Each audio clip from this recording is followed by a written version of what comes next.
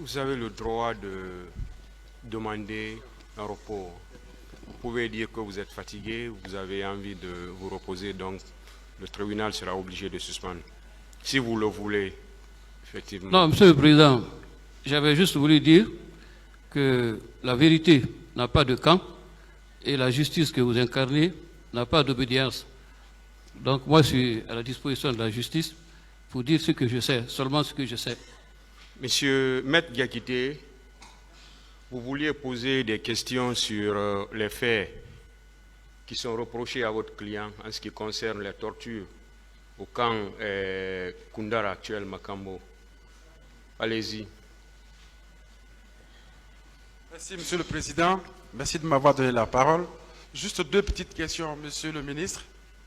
Et étant sous la magistrature de capitaine Moussa Dadis Camara, est-ce que devant ce tribunal, vous pouvez aussi, en tant que témoin du parquet, donner une quelconque affirmation qui pourra, comme on appelle, consolider votre témoignage ici? Vous vouliez poser des questions sur les tortures au moment où le tribunal vous a retiré la parole. D'accord, merci Monsieur le Président, autant pour moi. Est-ce que vous êtes témoin d'un quelconque enlèvement ou d'une quelconque séquestration ou une quelconque torture qui serait faite par des soldats du camp Koundara? Je n'étais pas là, j'étais déjà parti à l'étranger. Très bien, merci Monsieur le Président. C'est tout ce que j'avais. Merci.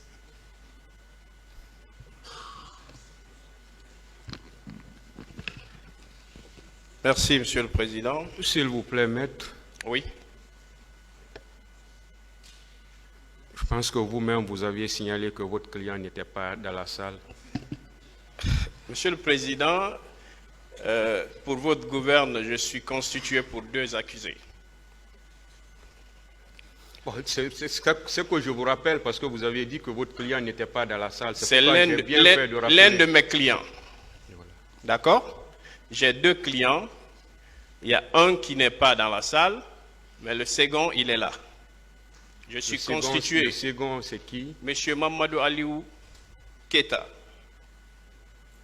J'ai ma constitution qui est versée au dossier, et puis j'étais là à ses côtés. Allez-y. Peut-être que le tribunal a oublié. Alors, Monsieur le ministre, je voudrais juste vous poser quelques questions de précision, puisque je vais juste prendre la parole pour vous dire que tout à l'heure, le bâtonnier vous a posé une question.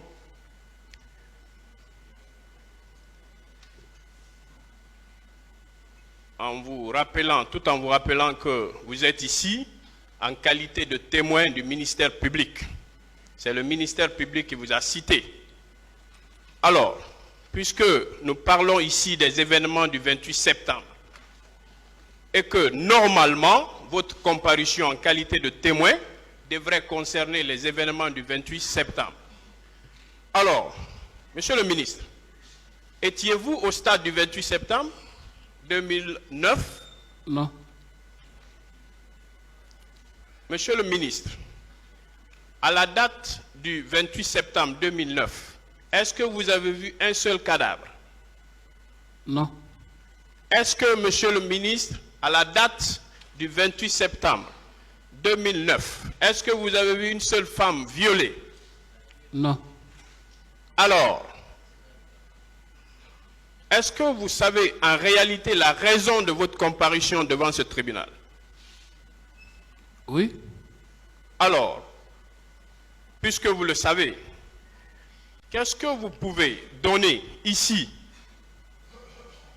comme témoignage pour attester qu'il y a eu effectivement massacre, qu'il y a eu viol, qu'il y a eu assassinat au stade du 28 septembre 2009 et par qui? Non, je crois que mon témoignage porte sur un événement qu'il y a eu en amont et qui pourrait, selon ceux qui ont souhaité que je comparaisse, expliquer certains des aspects des événements ultérieurs. Justement, puisque vous êtes, vous-même vous l'avez dit, que votre comparution concerne un événement en amont. Mais est-ce que vous savez que le tribunal est saisi pour des faits qui se sont déroulés au stade du 28 septembre, à la date du 28 septembre 2009? Est-ce que vous le savez? Je ne suis pas parti dans le procès, je ne peux pas répondre. Alors, de ce que vous venez de déposer, nous avons relevé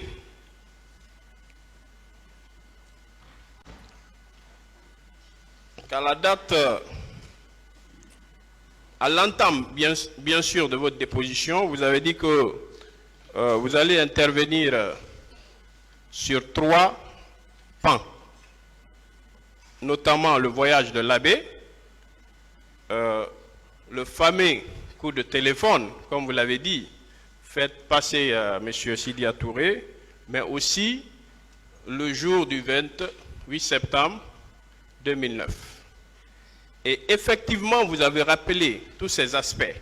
Et ici, dans cette même salle, vous êtes venu confirmer quand même les propos de certains accusés qui sont dans ce box.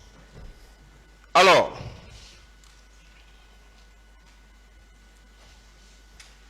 est-ce que vous pouvez confirmer une fois encore que l'appel du 27, c'est le 27, la nuit du 27 au 28 décembre 2009, était bel et bien à l'initiative du président Moussa Dadis Camara? Oui, après une discussion avec moi. Vous le confirmez? Absolument. Merci. Ensuite, est-ce que vous confirmez que M. Sidia Touré avait bel et bien éteint son téléphone? Après 2 interruptions, son téléphone était éteint. Était éteint. Alors, vu que vous l'avez appelé avant minuit ou un peu après minuit, vous l'avez dit ici dans cette salle, mais vous êtes parvenu quand même à l'avoir par 2 fois avant que la conversation ne s'interrompe. Alors, est-ce que, à votre avis, en tant que homme d'État, pétri d'expérience, est-ce que si M. Sidia Touré avait la volonté ce jour de joindre ses collègues des partis politiques, à votre avis, est-ce qu'il n'allait pas pouvoir le faire? Parce que vous l'avez quand même eu au téléphone. À propos de l'heure tardive, je dois dire que ce n'était étonnant pour personne à cette époque d'être appelé ou reçu aussi tard. C'était même une habitude, une règle qui était établie, parce qu'en dehors de l'appel spécifique, il leur arrivait de rendre visite au capitaine à ces heures pareilles, sinon parfois bien au-delà. Donc il n'y avait rien d'insolite et d'inhabituel par rapport aux mœurs et aux pratiques qui avaient cours à l'époque. D'accord. Donc, vous savez pourquoi j'ai posé cette question? Puisque M. Sidia Touré, dans son procès verbal, indique que vous l'avez appelé tard et qu'il n'avait aucune possibilité en ce moment de joindre les autres pour, si vous voulez, faire annuler la manifestation qui était projetée. Est-ce que c'est pourquoi je vous ai demandé, à votre avis, est-ce que cela tient, cet argument? Comme je l'ai dit, à cette époque, tous étaient appelés et reçus à des heures tardives de la nuit, et ça ne semblait déranger personne à cette époque-là. Aussi bien ceux qui travaillaient avec le capitaine Dadis que ses visiteurs, y compris les leaders politiques. Ça, je peux le dire avec certitude, parce que j'ai été témoin de la rencontre de beaucoup d'entre eux avec le capitaine Moussa Dadis. Parfois, comme cette nuit-là, c'est moi-même qui les appelais, parce que c'était un rôle que je jouais auprès du capitaine Dadis, d'appeler pour lui, à l'occasion, certains des acteurs de la vie nationale. Alors, est-ce que, à votre avis, cette attitude du président de l'UFR n'est pas la preuve qu'ils étaient décidés à en découdre avec le pouvoir en place? J'ai fait le serment de ne pas prendre position, ni de commenter les attitudes des uns et des autres. Le tribunal appréciera. Alors, merci, je respecte bien entendu votre position. Alors, monsieur le ministre,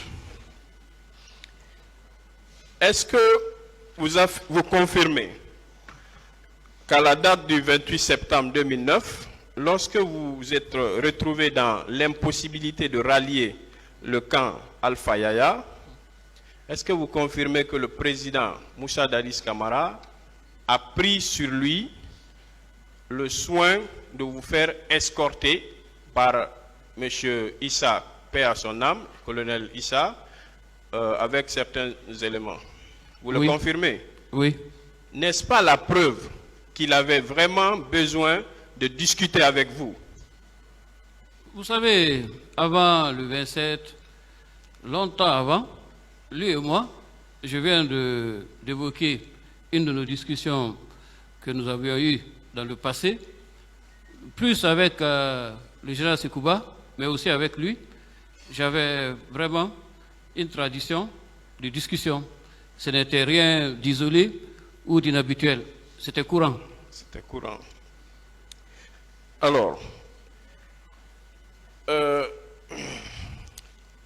je reviens sur le voyage à l'Abbé. Puisque dans cette même salle, certains ont dit que le voyage sur l'Abbé, c'était une campagne d'intimidation. C'était une campagne, si vous voulez, de démonstration de force. Alors, vous qui étiez avec le président et d'autres membres du régime à l'Abbé ce jour, aviez-vous constaté un quelconque mouvement relatif à une campagne d'intimidation ou de manifestation, de démonstration de force sur le terrain? Je crois que tous ceux qui sont passés là ont unanimement reconnu que le voyage de l'Abbé s'est déroulé sans incident, sans conflit, et je m'en tiens à ça, parce que c'est cela la vérité. Il n'y a pas eu le moindre incident, le moindre accrochage. Nous sommes partis dans la paix et nous sommes rentrés dans la quiétude. Merci, Monsieur le Président. Merci, distingués assesseurs.